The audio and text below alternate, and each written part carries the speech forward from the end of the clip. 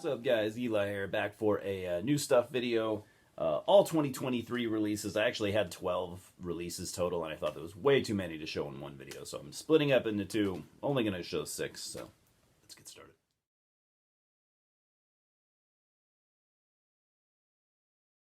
Now we're going to start off with the new album from Metal Church, their 13th album, Congregation to Annihilation. This is the first album to feature singer Mark Lopez, replacing the late great Mike Howe. Mark has done time in bands like Ross the Boss, Malaya Rage, and a few others. He's a veteran singer, to say the least.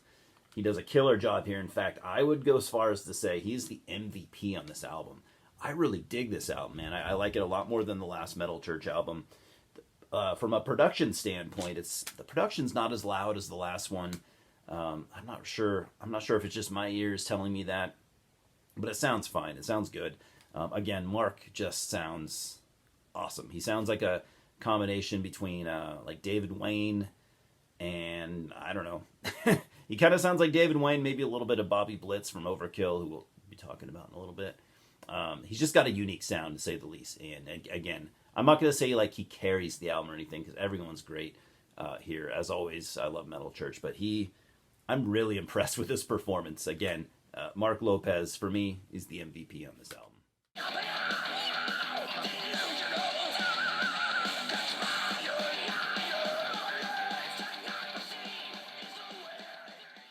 And we've got this Robbie Steinhardt solo album, Not in Kansas Anymore, a prog opera. Robbie Steinhardt, of course, you might know him from, he was one of the original Kansas members, played violin, co-lead vocals. He'd been out of Kansas for a long time at this point. He actually passed away not too long ago, which was a huge loss to the prog community and just to humanity in general.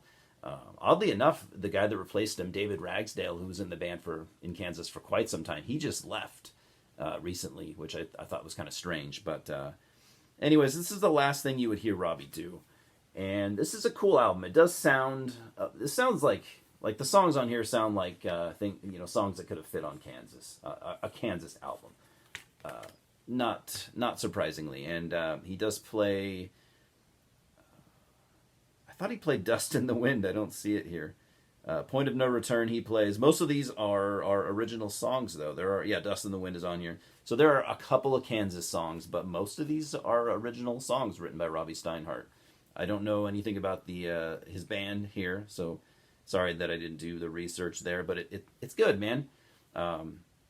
Especially the bonus track, A Prayer for Peace, is probably the most proggy thing on here. It's not an overly progressive album or anything like that, but again, most of these songs that he wrote here would definitely fit on a Kansas album. It's pretty cool. I'm glad to have bought it, and I've only listened once, but I did enjoy it.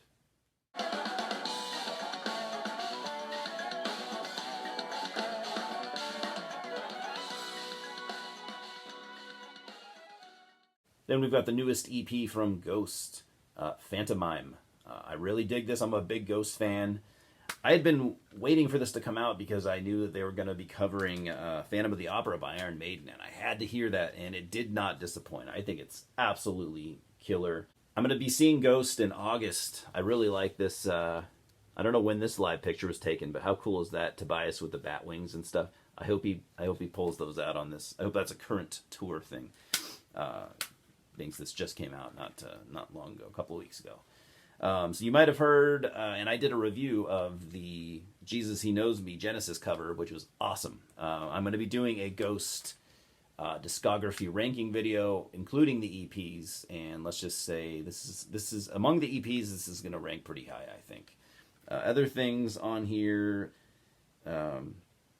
A song by the band Television, who I didn't really know much about. Tina Turner cover, which is actually really good.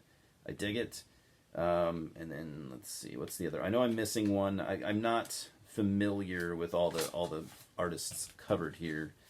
And I mean, I might have named them all. It's a Television, right? Oh, and the Stranglers, punk band from I'm not sure.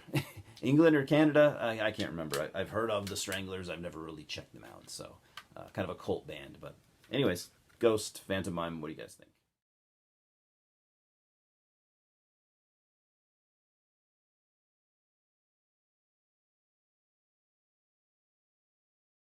And the remaining three albums are all Nuclear Blast releases, oddly enough.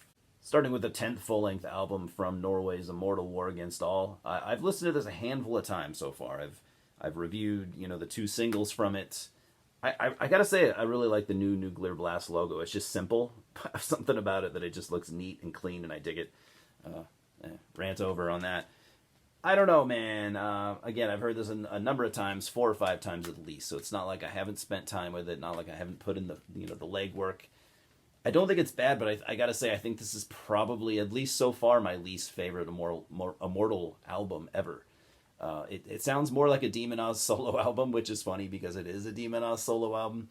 It just, as to where the last album, All Shall Fall, or not All Shall Fall, Northern Chaos Gods, that album to me sounded very much like an Immortal album. This sounds more like Demon Oz's solo album from some years back, which I did like. But I don't know. There's just something going on here that I don't dislike it, but it's not doing a whole hell of a lot for me.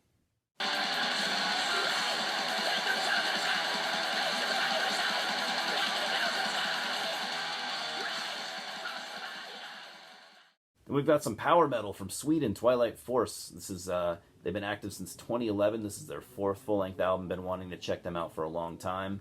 I think I've heard a song or two from some of their older stuff. Haven't heard anything off this, but I've heard it is pretty good. This is like grandiose power metal. I think it might even be like symphonic power metal. So I go through spurts, man, where I really love power metal, and it's something that I really need to hear. And then I won't listen to any for years. But it's power metal, especially the more pompous, bombastic stuff, I do like a lot. It's just something that I don't listen to super frequently, but when I want to hear it, it's something that I gotta hear.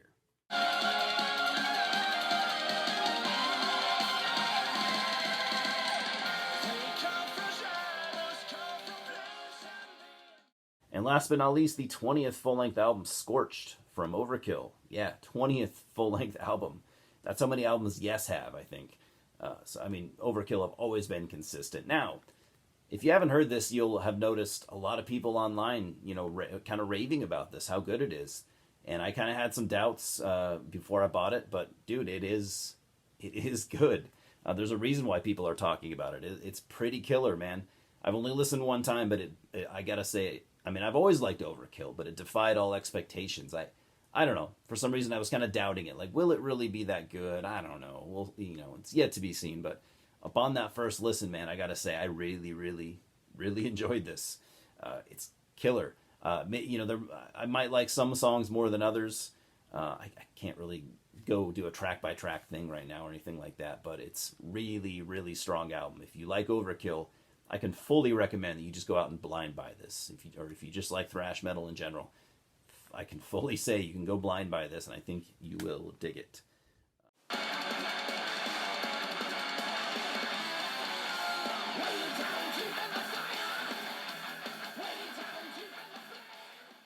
That's all I got for now, guys. I'll come back with more. What do you think? Have you heard any of these albums? I'm sure a lot of you have heard the Immortal album. A lot of you have heard the Overkill album. Have you heard any of the others?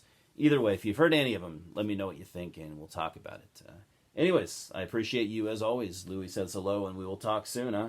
Fucking cheers.